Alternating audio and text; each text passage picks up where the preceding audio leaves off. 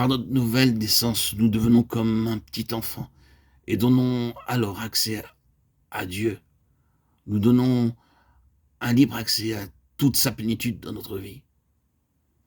Christ est venu sur cette base. Il a commencé comme un bébé. Pourquoi le Seigneur est-il venu ici sur cette terre comme un bébé? Et a-t-il vécu jusqu'à l'homme adulte?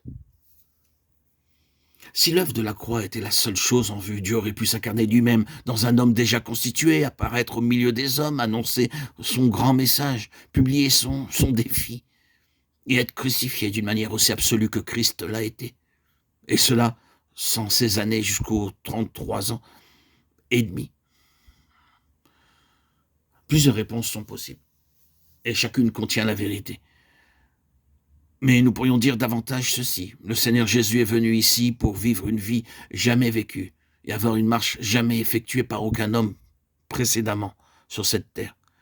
Il n'y a jamais eu un homme qui ait effectué cette marche, vécu cette vie sur cette terre et dans tout l'univers.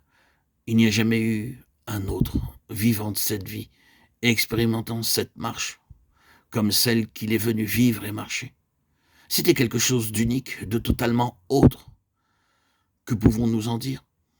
Il s'agissait de la vie de Dieu et de sa marche au milieu des hommes.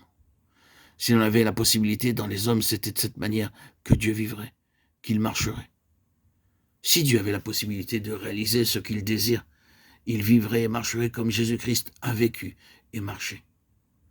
Le Seigneur Jésus fut l'expression humaine de la pensée de Dieu pour l'homme, quant à sa vie et sa marche. Pour lui, il s'agissait d'une question de foi et de dépendance.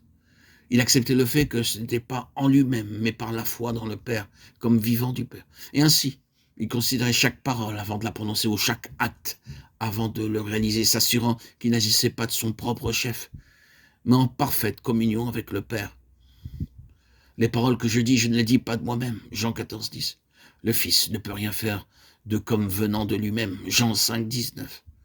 Ce furent sa vie et sa marche, ayant leur origine en Dieu.